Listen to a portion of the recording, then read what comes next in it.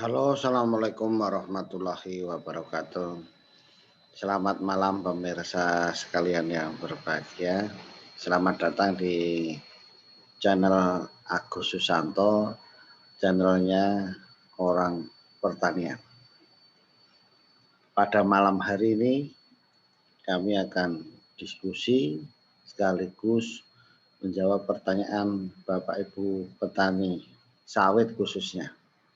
Karena yang tanya banyak petani sawit.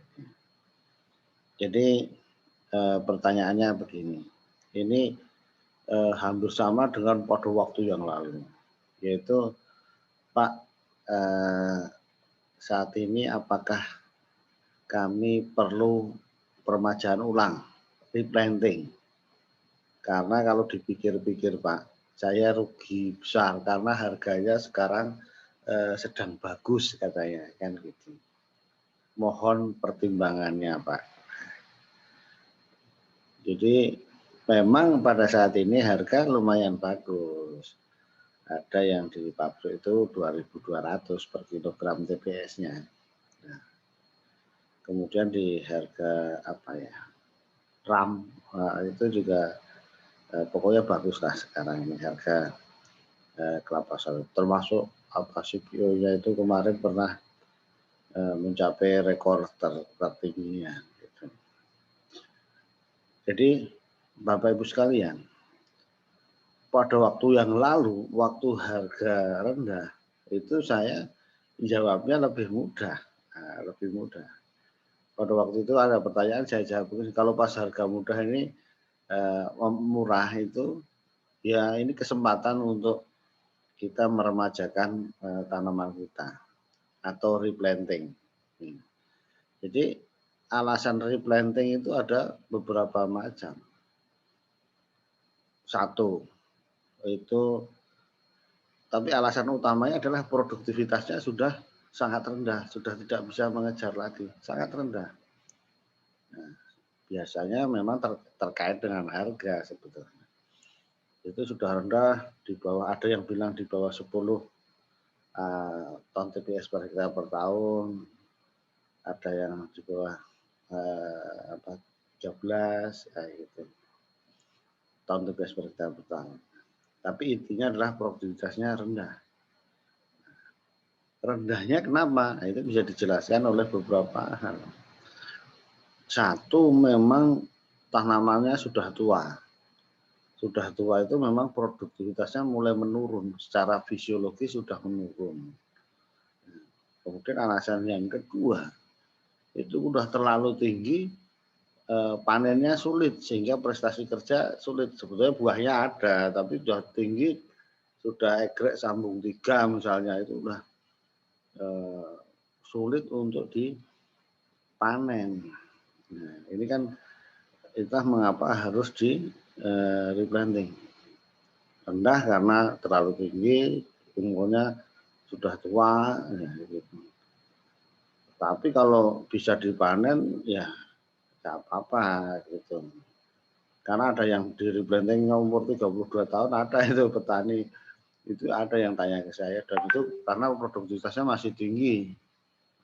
Nah, kebetulan waktu itu harganya sedang rendah, jadi hampir tidak bisa mengejar biaya operasional, sehingga lebih bagus memang kalau di replanting. Nah, sambil nunggu harga baik sebetulnya.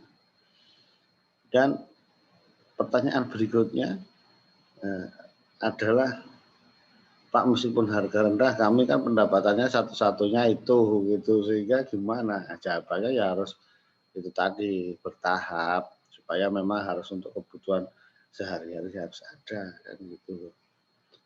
Nah, selanjutnya tadi alasan replanting selain rendah tadi kenapa? Salah bibit, biasanya salah menggunakan bibit abal-abal atau yang tidak, yang illegitim atau yang tidak unggul bersertifikat, sehingga harus di replanting. Ya, alasan rendah tadi alasan. Jadi replanting itu alasannya karena ekonomi rendah, sudah tidak produktif lagi, rugilah kan gitu. Alasannya apa? Karena panennya payah, terlalu tinggi, sudah tua, produktivitasnya sudah mulai menurun karena salah bibit abal-abal. Kemudian karena terserang penyakit ganoderma atau serangan original sehingga memang sudah rusak, produknya rendah, harus diganti. Nah itu beberapa alasan replantingnya. Tekniknya berbagai macam sudah sering kita bahas. Itu kalau harganya rendah, karena tadi saya bilang berkaitan dengan harga rendah. Tetapi Pak, ini sekarang ini harga tinggi. Nah, itu panennya sulit pun saya pala-palai, kan gitu. Karena harganya lumayan tinggi. Ya saran saya memang semua itu lebih bagus ya lengkap. Umur tanamannya itu memang beragam sesuai umurnya. Kalau kebunnya agak luas tentunya kan gitu. Kalau di perusahaan biasanya memang sudah diatur itu. Misalnya tiap tahun replanting itu 5%. Supaya nanti umur produktif TM-nya udah tiap tahunnya tertata gitu. Sehingga tidak jomplang. Nah, ini karena kalau petani kan satu umur tanam, sehingga itulah pertanyaannya.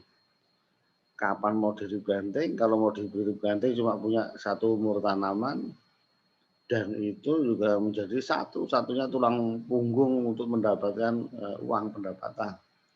Nah ini kan jadi berpikir kan gitu. Oleh karena itu yang paling tepat adalah ya seperti perusahaan itu tadi. Ya, artinya bertahap ya, sehingga komposisinya itu tidak terlalu jomplang. Ya, tidak persis seperti perusahaan ya. Jadi umurnya berjenjang. 5% umur ini, 5% umur ini, 5% umur ini, 5% itu jadi kalau tidak terpengaruh karena tuanya umur, jadi karena sudah mulai berjenjang, bertingkat gitu. Itu yang bisa mulai diterapkan juga kepada tempat Bapak Ibu tadi. Nah ini yang diharapkan tidak mengganggu itu tadi. Tapi ya kalau punyanya satu-satunya itu misalnya kebunnya 2 hektar atau 1 hektar gimana Pak ini? Ya tetap sama kalau menurut saya sarannya. Sekarang harganya bagus, sepanjang masih bisa dipanen, masih ya tunggu dulu.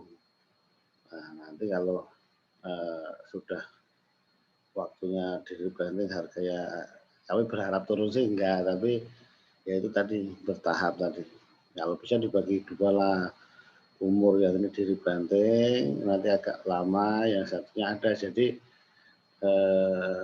bertingkat, tidak tergantung yang umur muda atau umur tua saja gitu. Itulah strateginya kapan kita mau melakukan replanting kebun kita, karena berkaitan dengan harga sebetulnya yang paling utama. Kalau bibitnya bagus, produktivitasnya tetap tinggi, ya sayang kan gitu. Karena kalau untuk panennya sebetulnya masih bisa dipala-palai, masih bisa diusahakan untuk dipanen. Karena kasusnya juga banyak yang kebunnya 30 tahun tapi ya di produktivitasnya masih oke. Karena memang dirawat. Jadi, kalau harganya tinggi ya menjadi masuk akal untuk tetap dipelihara. Nah, daripada nunggu nanti TBM, lihat TBM dari harganya pas turun pula gitu. Jadi sayang sekali. Itulah mudah-mudahan Bapak Ibu sekalian bisa merangkum kapan kita melakukan waktu replanting yang tepat.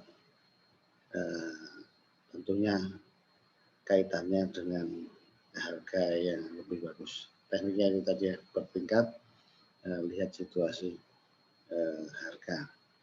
Pemirsa, itu mudah-mudahan bermanfaat bagi petani sawit semua. Ngobrol-obrolan yang ringan ini. Terima kasih. Assalamualaikum warahmatullahi wabarakatuh.